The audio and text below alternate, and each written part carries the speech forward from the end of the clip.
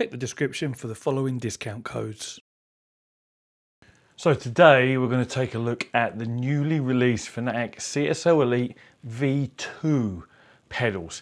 Now at first glance you might think, they look just like the original Elite pedals, Carl, and they do look pretty much identical to the original ones, but there are a few changes and some quite important changes as well, including a whole new load cell brake pedal based design and setup that is completely different to the one you could get for the previous CSL Elite pedals.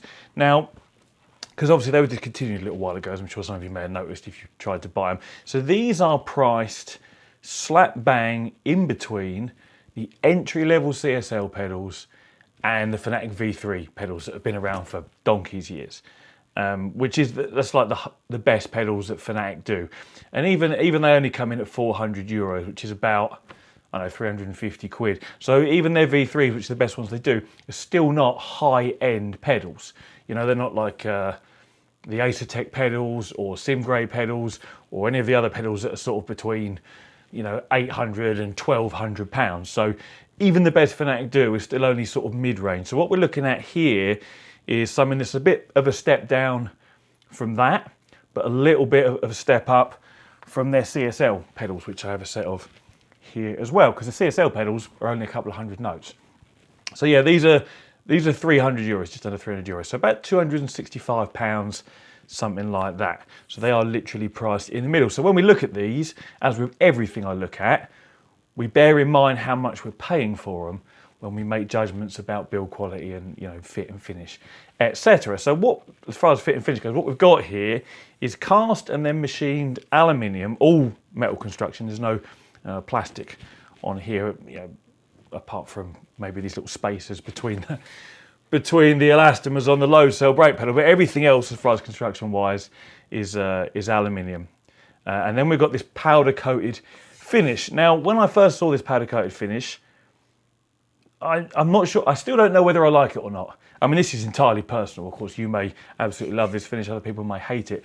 I'm not sure what I think of it. Part of me likes it, part of me think it looks a bit cheap, almost like, you know, we've just cast some alley here, so let's powder coat it, because that will cover up any sort of, you know, blemishes or things in the finish that aren't quite perfect. But that is, of course, absolutely fine at the price point. These are only one step up from entry-level pedals, so that sort of thing is, you know, is to be expected. If they were £1,000, then you would expect, you know, a better fit and finish, like you might find with these SimGrade pedals, or with the even, you know, the Fanatec Fortes here, which are their two pedal. I don't really want to call them an entry-level set of pedals because they're still not really entry-level. But the fit and finish of these and those SimGrade ones is obviously quite a bit better than you would get here, but you're paying 2 to 3 times the price. So that, of course, is fine. Now, yeah, the appearance, whether you like that or not, is entirely down to you. They are very weighty. There's a fair amount of heft to them, so they don't feel cheap. The CSL pedals do feel sort of noticeably cheaper in their construction. They don't feel as solid. I mean, they're not as solid, and they are cheaper, so I guess that's what we expect, really. The pedal faces themselves come with these rubber sort of covers on, which are super grippy. I'll put some footage of me up using these at some point in this video, but these are very, very grippy pads, and some of you may like that, some of you may not. If you don't like it, then they do literally just peel off like this, and you can run them on just that powder coated finish, which is, it's not grippy. It's quite slippery. It's quite smooth, especially compared to these rubbers. In fact, let me give you a little close up of the two. See the rubber ones there, obviously, and then that's the powder coated pedal face, which is much slipperier. And then this, of course, is the pedal base itself. Again, it looks just like, you know, the original ones, until you notice a few subtle differences, like, of course, this new load cell setup at the back here.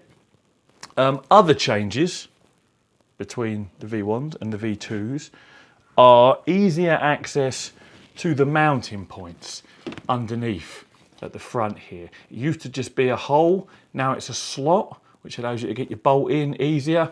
And they've also added a little hole in the top here. There's a bung that you can pop out, and that then gives you access there to put your Allen key through, you know, to do the bolts up and undo them, which of course is very helpful, because there's nothing more awkward than trying to install things with very limited access on your sim rig.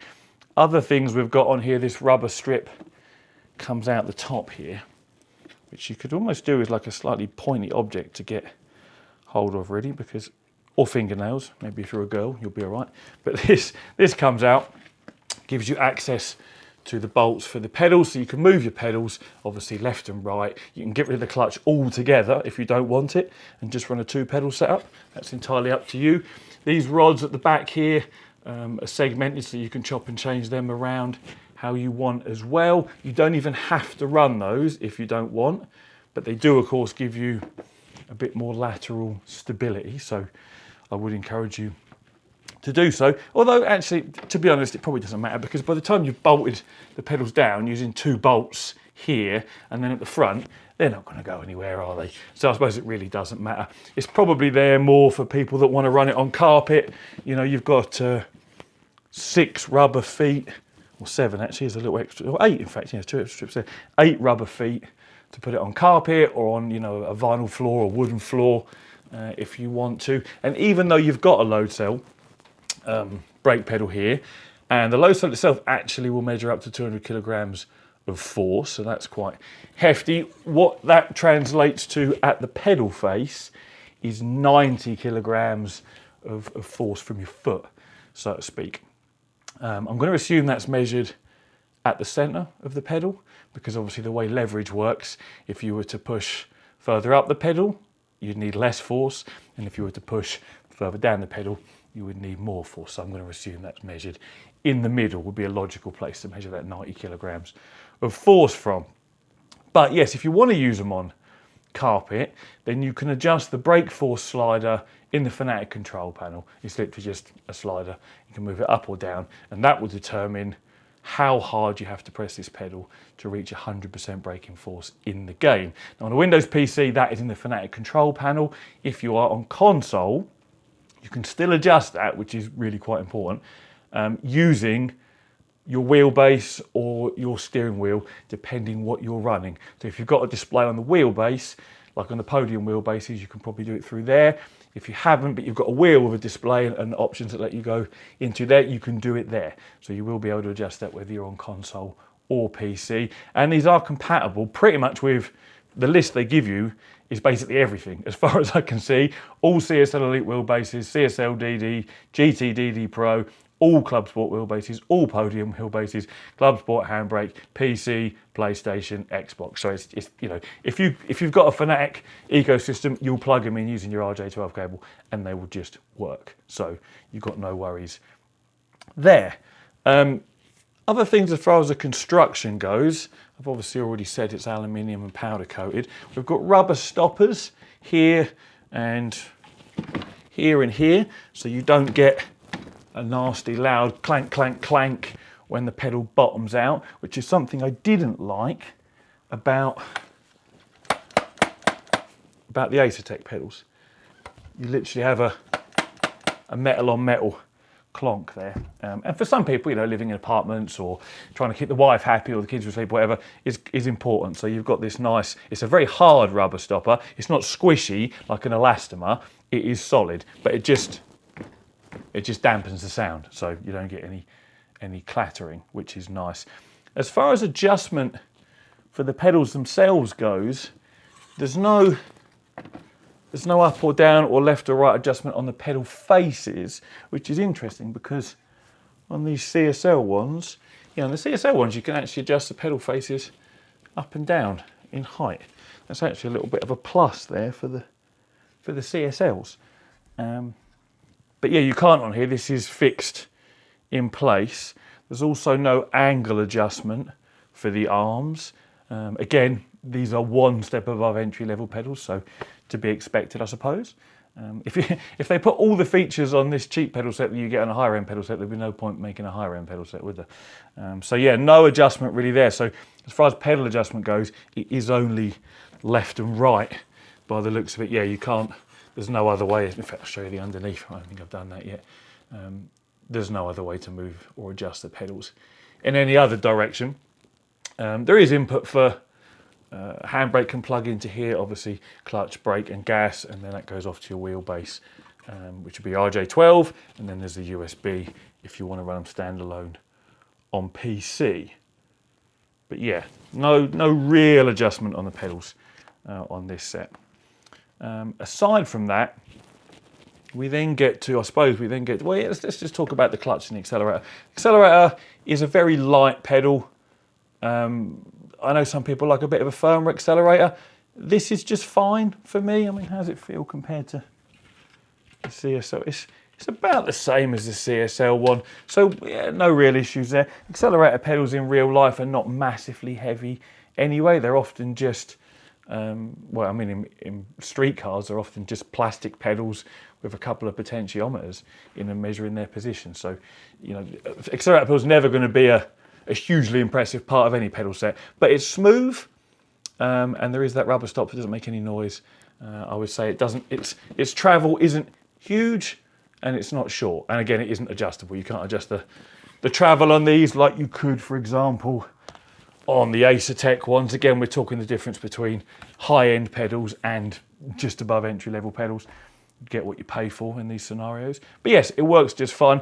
The clutch is always one that I'm a bit disappointed with on entry-level pedals or just up from entry-level, because they're always linear and they're never heavy enough, in my opinion. And these pedals, this clutch here is no different to any of the others. It's not a very heavy pedal. It's only ever so slightly heavier than what the accelerator is. So for me, a very simple change would just be to have a stronger spring in these to give you, because a race clutch is often very, very heavy. If you've ever driven, you know, a car with a race clutch or a fast road clutch, often very heavy. Even when we're talking hydraulic clutches, not going back to the old school cable operated ones, they can be ridiculously heavy. You end up with a left leg like huge. So yeah, this could definitely be stronger, but I know a lot of people won't care about the clutch because you'll just be racing two pedal setups anyway. But for someone like me who does a lot of H pattern shifting in dirt rally, I do like a nice clutch. Now, even the sim grade pedals that I showed briefly as an example of high-end pedals, their 3-pedal set comes with a linear clutch as well, rather than like a 2-stage one that simulates the biting point where you'd be overcoming the springs of the pressure plate in your clutch in real life. So even some high-end pedal sets don't have a realistic clutch, which is always a disappointment to me.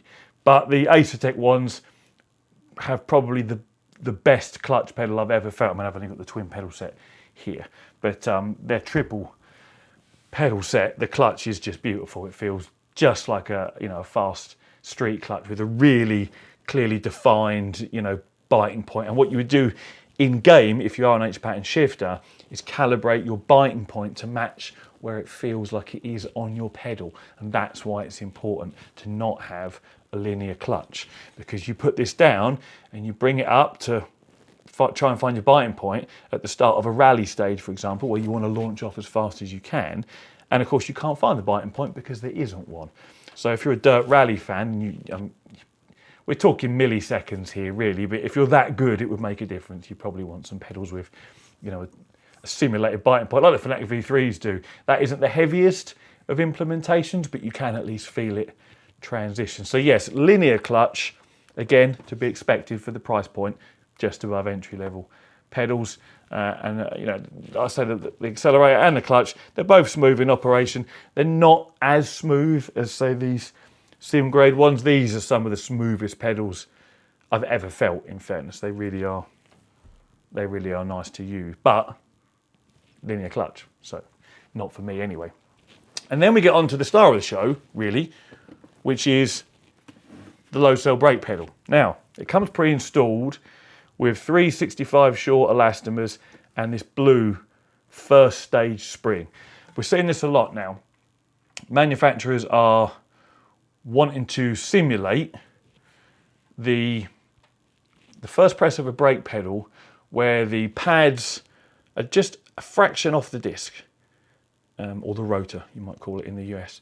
And also, you know, whatever play there may be in the braking system, a little bit of play in the pedal itself in a real car, a little bit of flex where maybe the master cylinder is bolted to the bulkhead or the pedal box is just a little bit of movement. You know, nothing's concrete in the real world.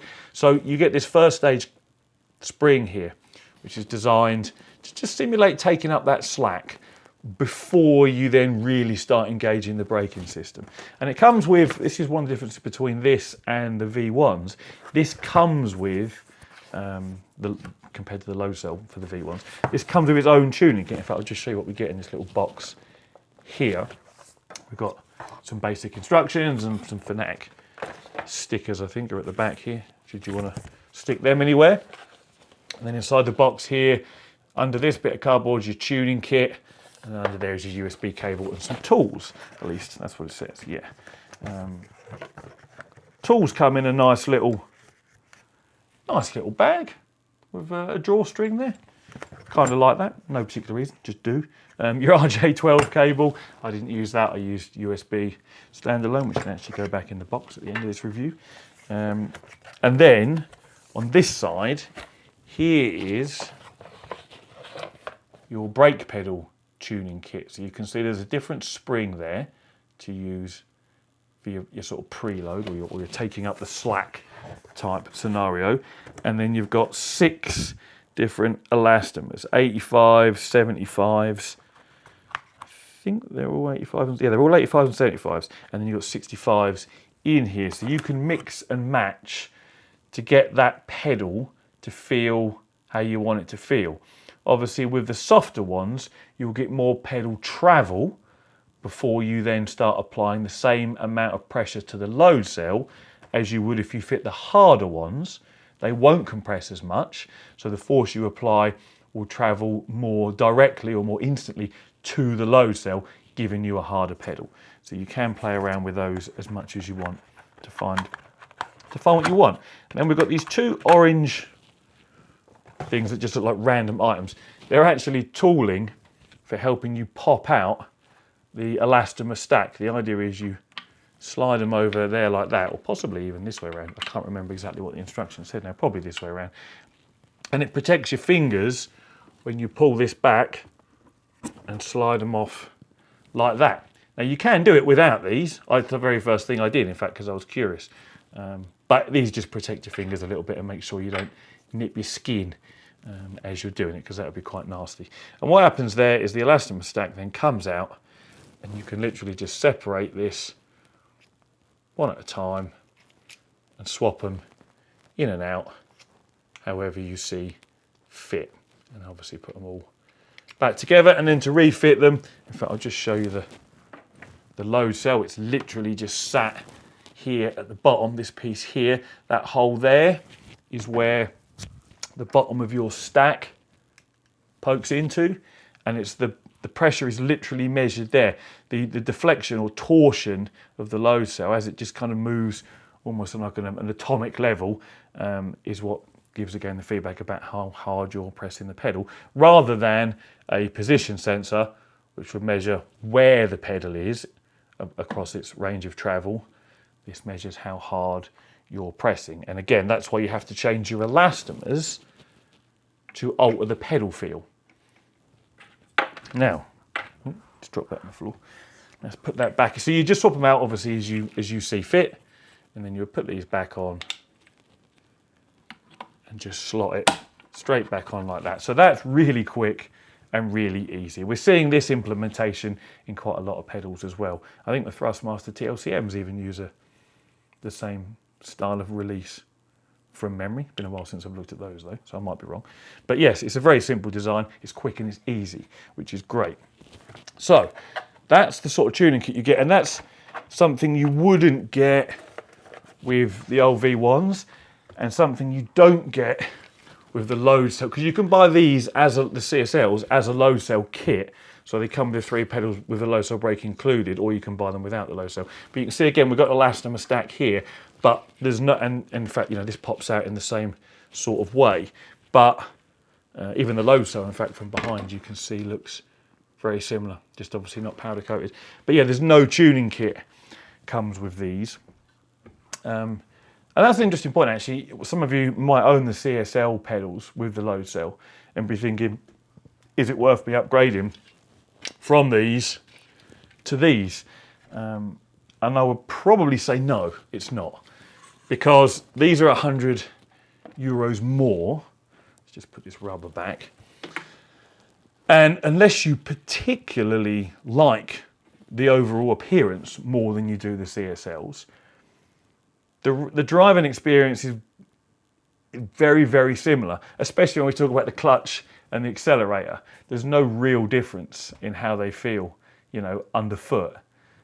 This load cell setup, because it's more tunable and because you've got that first stage, does feel noticeably different to the CSL load cell. But there's aftermarket, you know, load cell tuning kits available for those CSL pedals. So if it were me and I owned these, I wouldn't be looking to upgrade to these.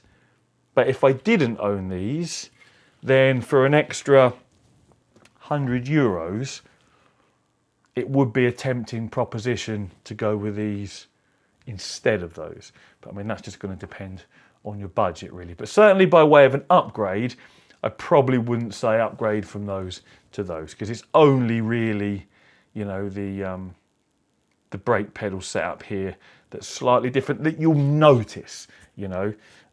Other differences between these two, I mean, these are Hall effect sensors as well. So I was about to say, if these have got potentiometers on the pedals for the accelerator and the clutch, and these are Hall effect, that might be a difference, but they're not. They're Hall effect as well. Something the original Elites weren't. They had potentiometers. Now, there's nothing wrong with potentiometers if they're good quality potentiometers. You know, they'll last years and years and years, and they're used in real life applications in cars. Pedal position sensors, throttle position sensors, the actual butterfly, are often Bosch potentiometers. Perfectly normal to see that.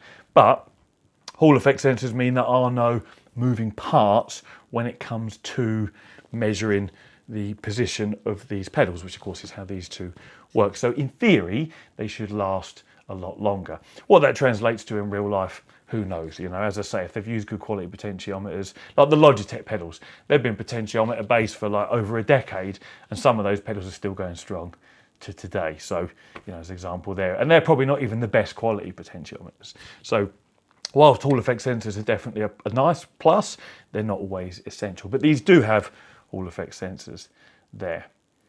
So, is there anything else we haven't covered about these pedals? I mean, for me, I like the way the brake pedal feels underfoot. I do like that sort of initial first stage, just taking up a little bit of the slack. And you can choose a course when you calibrate these pedals to either have that first stage do literally nothing, so which in real life is what would happen until your pads actually contact your brake disc. You'll have no braking from that tiny little bit of movement or slack or play in your pedal. So you could choose for that little bit of play, if you choose to calibrate it that way, to do absolutely nothing if you want, or you can have it literally start braking as soon as the load cell detects any force. That's going to be personal preference. You know, and like for those of us that perhaps might rest our foot on the pedal, using that first stage spring as almost like a little buffer from where we rest our foot, we calibrate it out so we're not accidentally applying the brakes just a little bit by resting our foot, is actually quite a useful option as well. And again, that's something that the CSL pedals do not have. They don't have that spring there. So some quite clear differences there. But yeah, I do like the way it feels. I like the way it drives. The way they look is going to be entirely down to your own personal preference. Obviously, we have a pony linear clutch and, you know, an unremarkable accelerator pedal, but then all accelerator pedals are unremarkable, so nothing to gripe about there. Fit, finish, quality for the price point, for just above entry level, is perfectly fine. As I say, it's cast aluminium that's been powder coated. You know, it looks decent enough if you like that sort of thing. And again, for the price point, we're not going to expect the sort of fit and finish you would get on the Acertec pedals or on things like these sim grade pedals, you know. And the same goes for the smoothness. Whilst these are nice and smooth, there's no sort of catchiness or grabbing or anything like that. They don't fit as smooth as the higher end stuff, but you're not paying high-end money. So, you know, like I said at the very beginning of the video, whenever we review anything, you have to take into account what you're paying for it. If you're paying big money, it's got to be good.